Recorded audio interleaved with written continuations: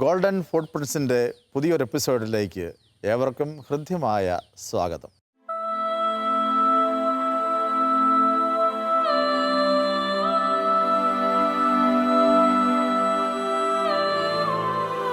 ഇന്ന് നമ്മൾ പരിചയപ്പെടുന്നത് മോൺസിഞ്ഞോർ തോമസ് തൈത്തോട്ടത്തിലച്ചനെയാണ്. തലശ്ശേരി രൂപതയിൽ വിപ്ലവകരമായ നേതൃത്വം കൊടുത്തുകൊണ്ട് ജീവിച്ച ഒരു വ്യക്തിത്വത്തിൻ്റെ ഉടമ. കേരളത്തെ മദ്യമുക്ത കേരളമായി സ്വപ്നം കണ്ട് അതിനുവേണ്ടി ഒരു കൊടുങ്കാറ്റ് പോലെ ആഞ്ഞടിച്ച് പ്രവർത്തിച്ച ഒരു വ്യക്തിത്വത്തിൻ്റെ ഉടമയാണ് ബഹുമാനപ്പെട്ട തോമസ് തൈത്തോട്ടത്തിലച്ചൻ. അപ്രകാരമുള്ള പ്രവർത്തനങ്ങൾക്ക് വേണ്ടി വിവിധ സംഘടനകൾ രൂപീകരിച്ചും കേരളത്തിൽ അങ്ങോളം ഇങ്ങോളം ഓടി നടന്ന ഒരു വലിയ വ്യക്തിത്വത്തിൻ്റെ ഉടമ ബഹുമാനപ്പെട്ട തോമസ് തൈത്തോട്ടത്തിലച്ചനെ നമുക്ക് കാണാം, കേൾക്കാം.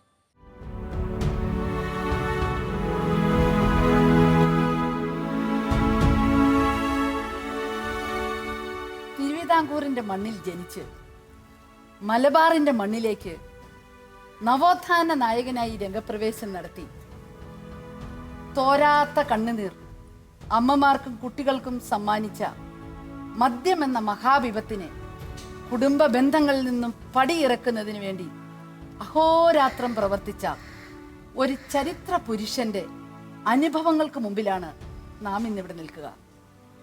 അത് മറ്റാരുമല്ല, നമുക്ക് ഏറ്റവും പ്രിയപ്പെട്ട മോൺസിഞ്ഞോർ ഫാദർ തോമസ് തൈത്തോട്ടം.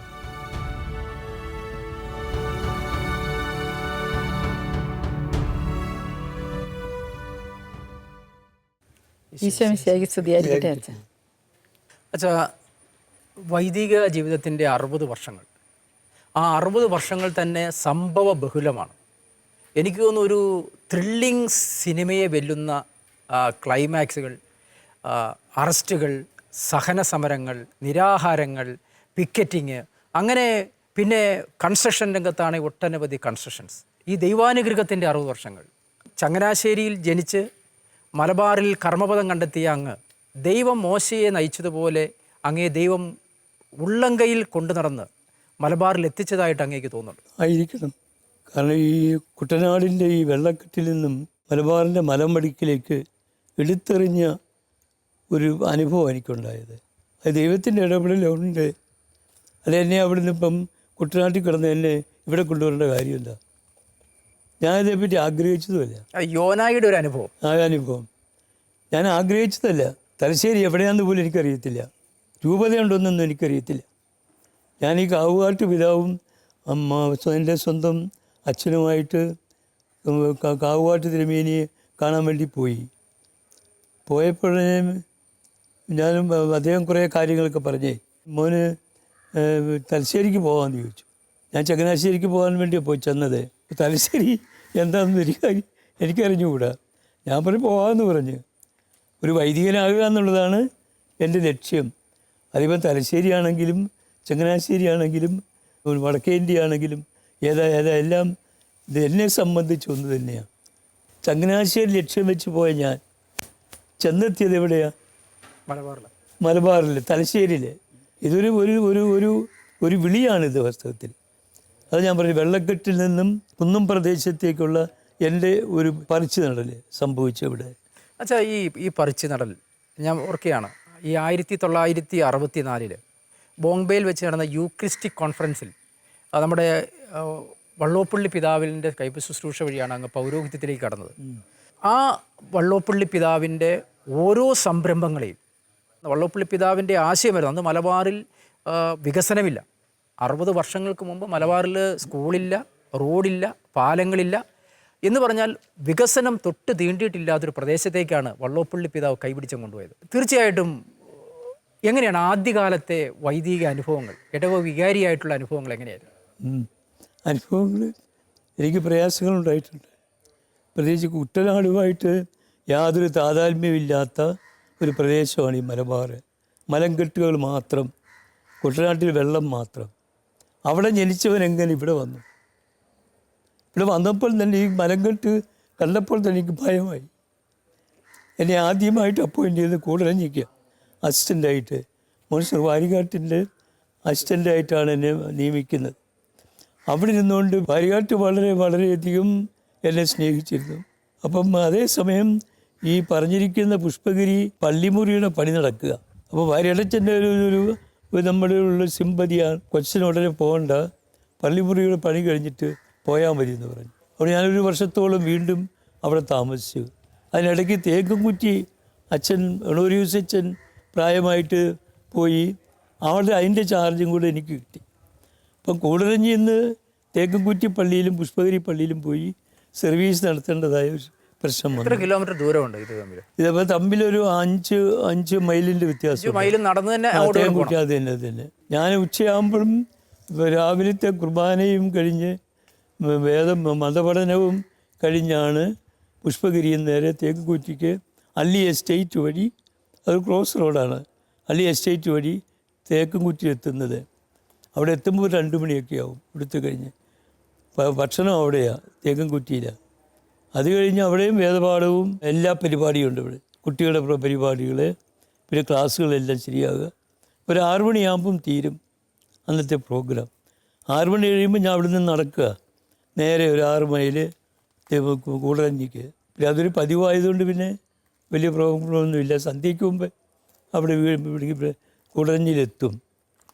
പിന്നെ അച്ഛൻ വളരെയധികം സിമ്പതിയുള്ള അച്ഛനായിരുന്നു, സ്നേഹമുള്ള അച്ഛനായിരുന്നു, വികാരിയായിരുന്നു മോൺസിഞ്ഞർ വാരിക്കാട്ട്. അച്ഛാ, പുഷ്പഗിരി, തേക്കുംകുറ്റി, പുൽപ്പള്ളി, കുടിയാമല, പേരാവൂർ, കിളിയന്തറ, നെല്ലിക്കാമ്പൊയിൽ, ചെമ്പന്തൊട്ടി, അങ്ങനെ മലബാറിലെ ഒട്ടുമിക്ക ഇടവകളിലും അങ്ങ് വികാരിയച്ഛനായി സേവനമനുഷ്ഠിച്ചിട്ടുണ്ട്.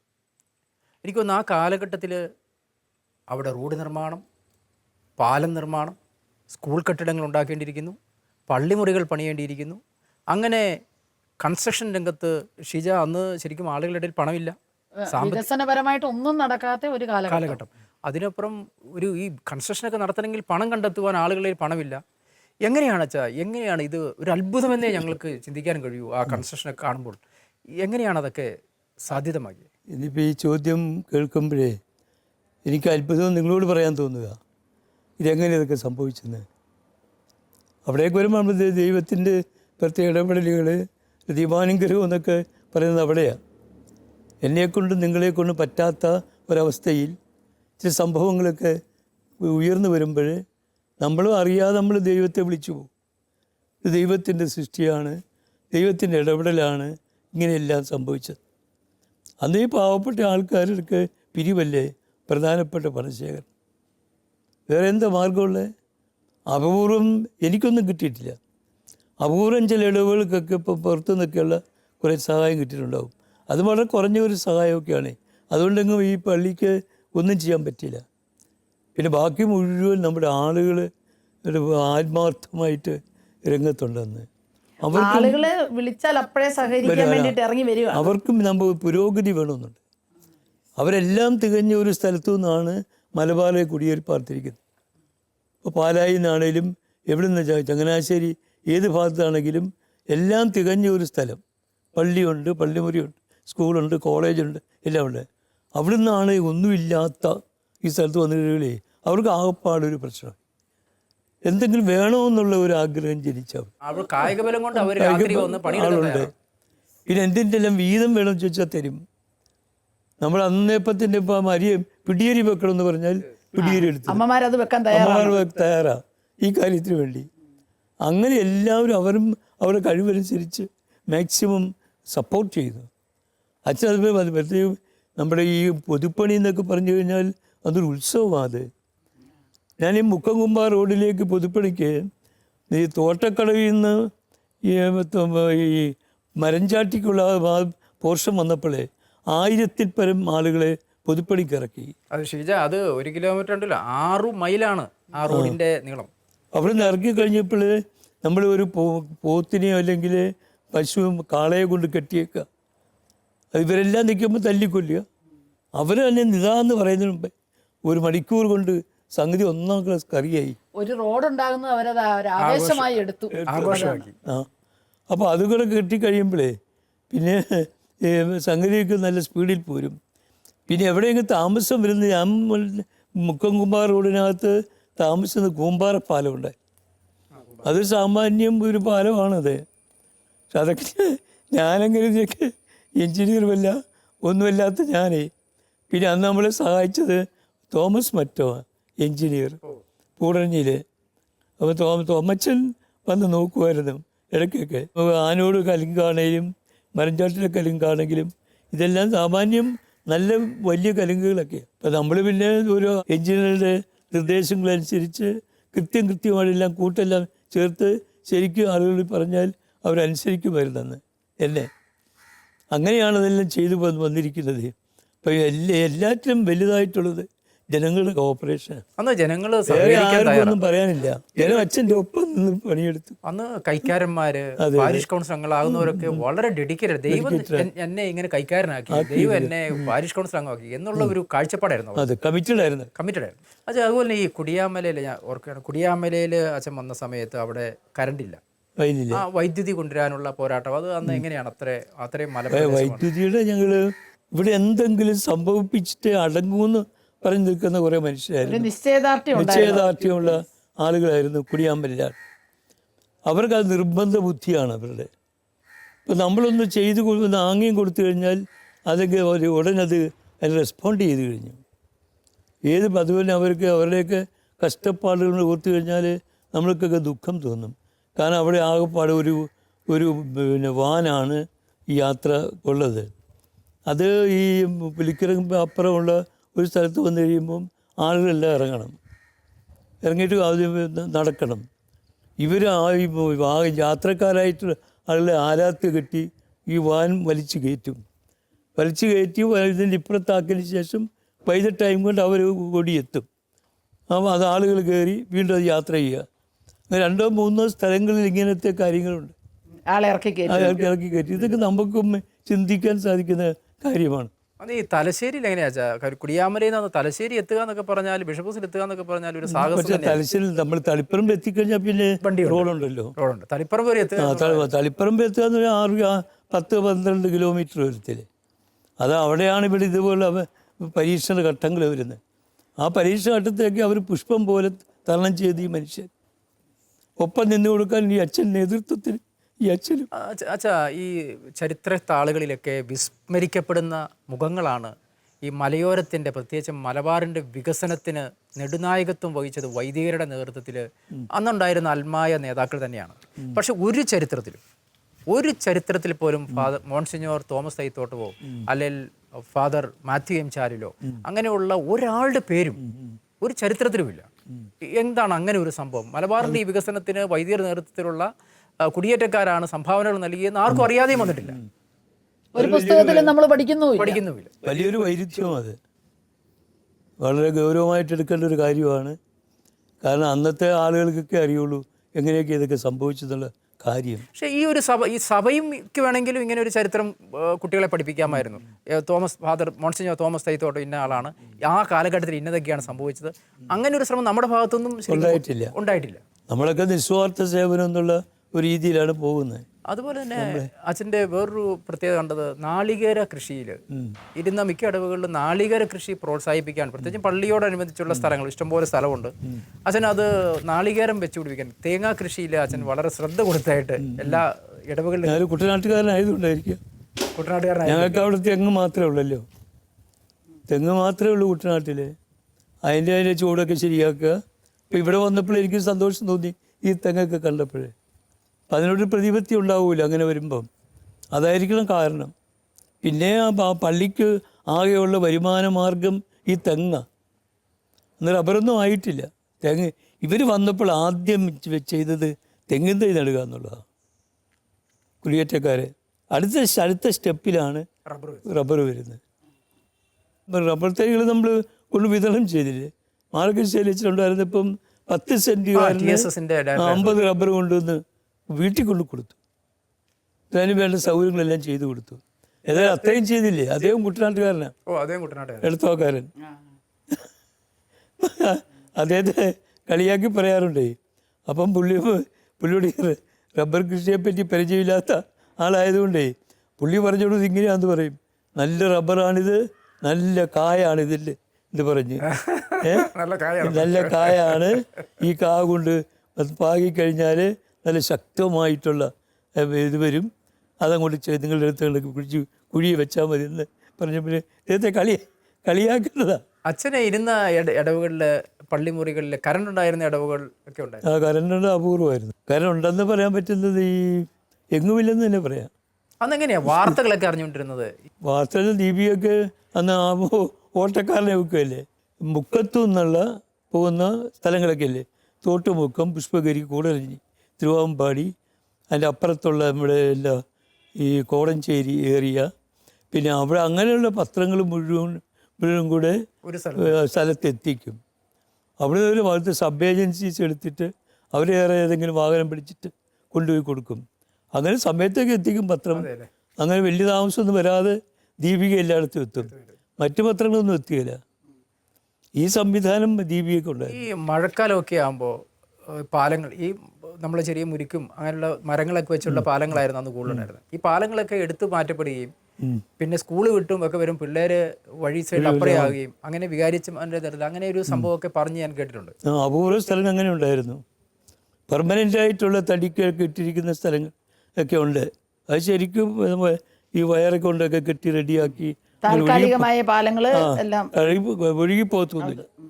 അത് മറ്റ് പാലങ്ങളൊക്കെ അവർ നോക്കും, അത് അവിടുത്തെ ആൾക്കാർ ശ്രദ്ധിക്കണം, അങ്ങനെയൊക്കെ പോകുന്നു. അതും കമുകവൻ്റെ പാലമാണെങ്കിലും കുറ്റിയടിച്ചിട്ട് സ്ട്രോങ് ആയിട്ട് കെട്ടിയാൽ അവിടെ നിൽക്കും, കുറേയൊക്കെ പോകുമായിരിക്കും.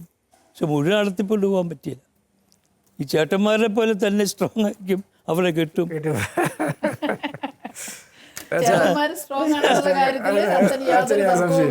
അല്ല, അത് സംശയം ഒരിക്കലും ഉണ്ടാവില്ല.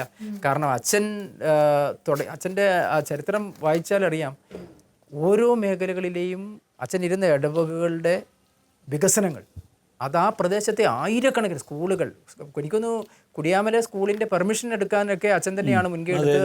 ഹൈസ്കൂള് അതിനിരുന്ന പിന്നെ മറ്റു ഇടവുകളിലൊക്കെ സ്കൂളുകളിലൂടെയാണല്ലോ നമ്മുടെ ഈ പ്രദേശം, വിദ്യാഭ്യാസത്തിലൂടെയാണല്ലോ ഈ പ്രദേശം വളർന്നു വലുതായത്. ആളുകൾ നമ്മൾ ഏറ്റവും കൂടുതൽ അട്രാക്ട് ചെയ്ത് ഈ സ്കൂളുകളിലൂടെ.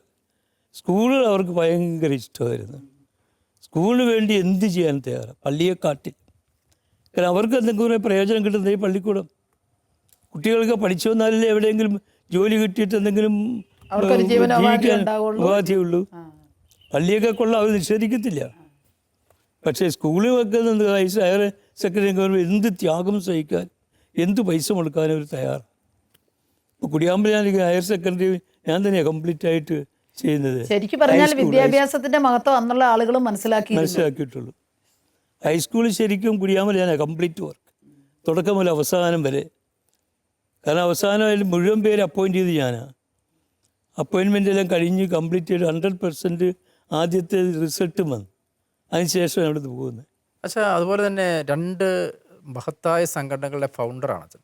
എനിക്ക് തോന്നുന്നത് ഒന്ന് നമ്മുടെ പിന്നെ പ്രതീക്ഷ.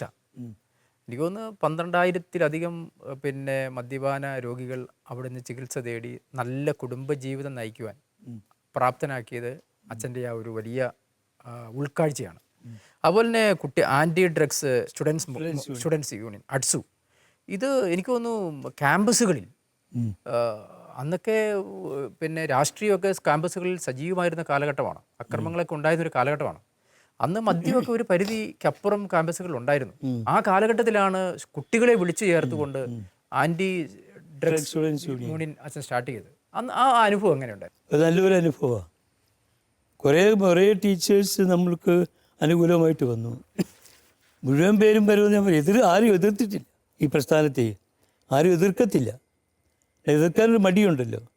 നല്ലതെന്നാർക്കും പറയാൻ പറ്റില്ല, മദ്യം നല്ലതാണ് ഒരു സാറിനും പറയാൻ പറ്റില്ല. അതുകൊണ്ട് ആരും മൂവ്മെൻറ്റിനെ അവർ എതിർക്കത്തില്ല. എതിർക്കാതിരുന്നാൽ മതി. നമുക്ക് കുറേ പേരുണ്ടാവും ആക്റ്റീവായിട്ട് വർക്ക് ചെയ്യാനായിട്ട്.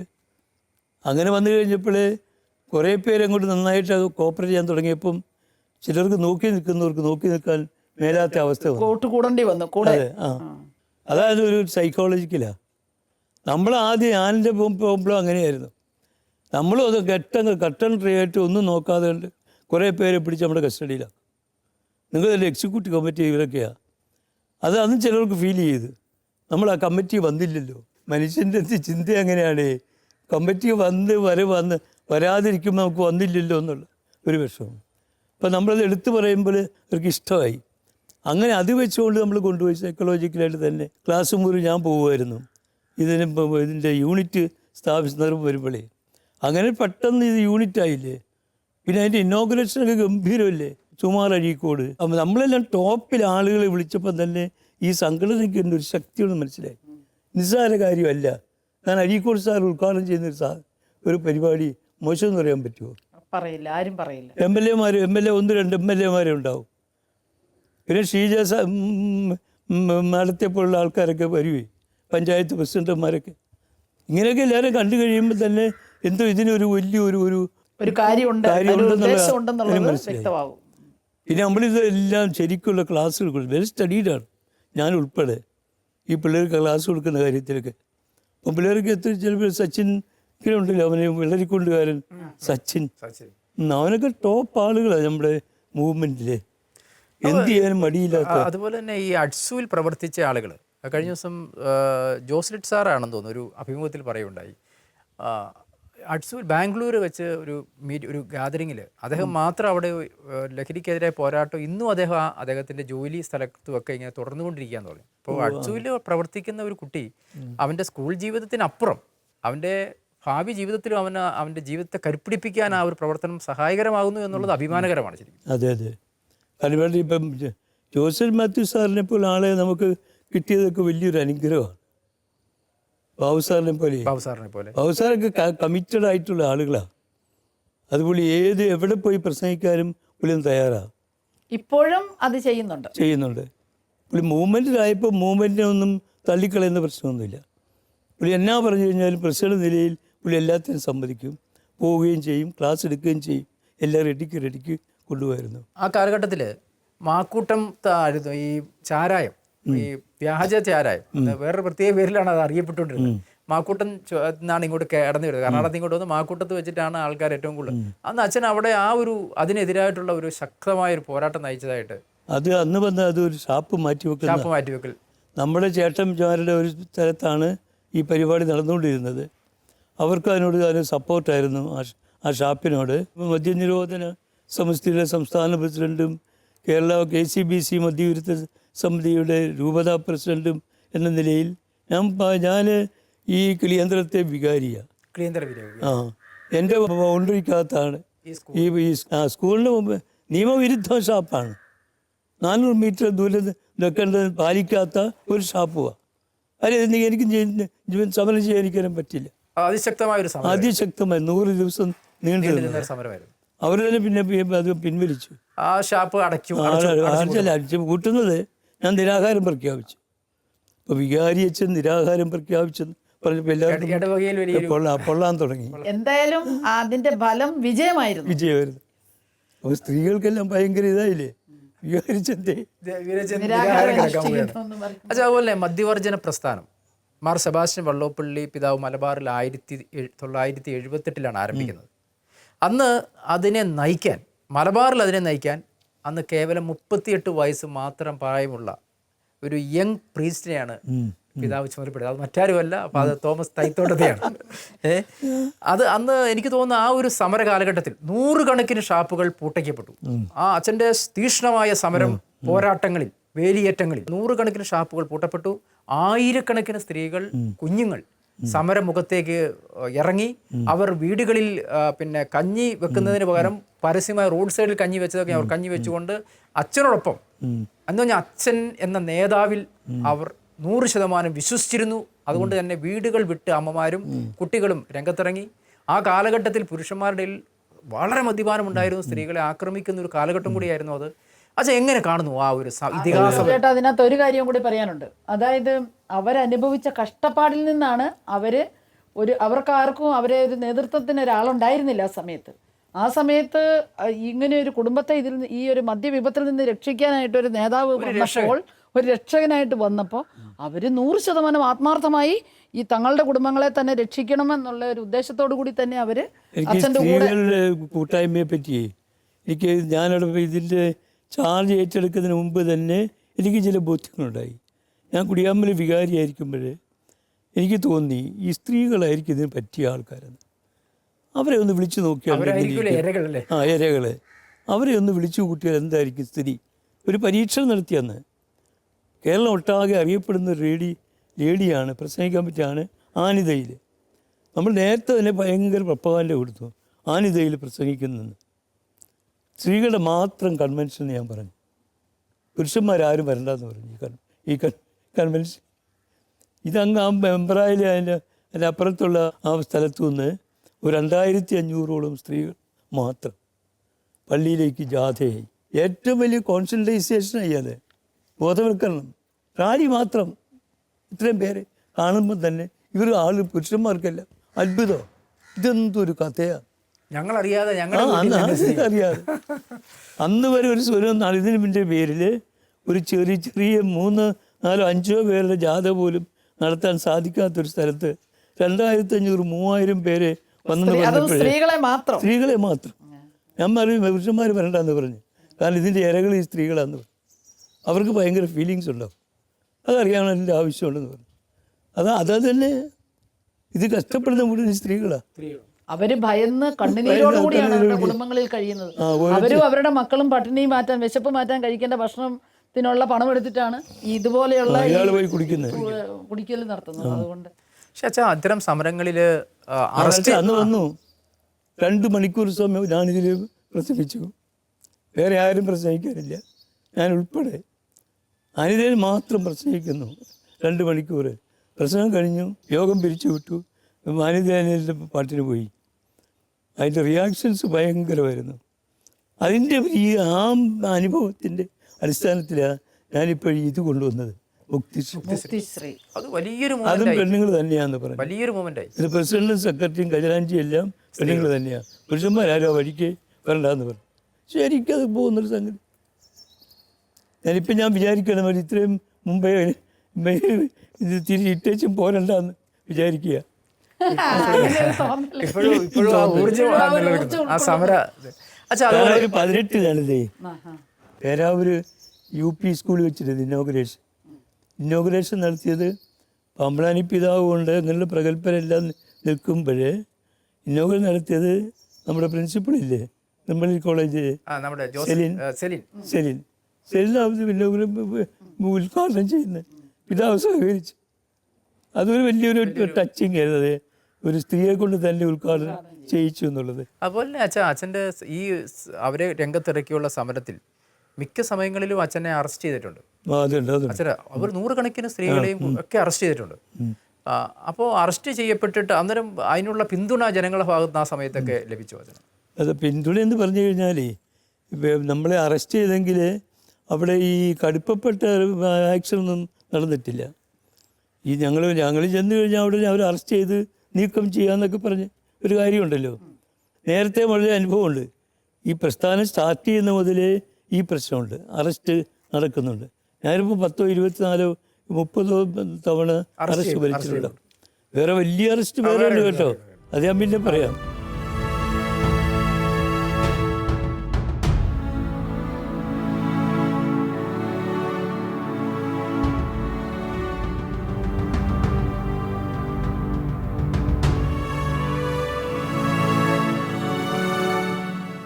മദ്യമുക്തമായ ഒരു സംസ്ഥാനത്തിന് വേണ്ടി ജീവിതം ഒഴിഞ്ഞു വെച്ച ബഹുമാനപ്പെട്ട തോമസ് തൈത്തോട്ടത്തിലച്ഛൻ്റെ കൂടുതൽ വിപ്ലവകരമായ അച്ഛൻ്റെ പ്രവർത്തനങ്ങളെ അടുത്ത എപ്പിസോഡിൽ നമുക്ക് കാണാം.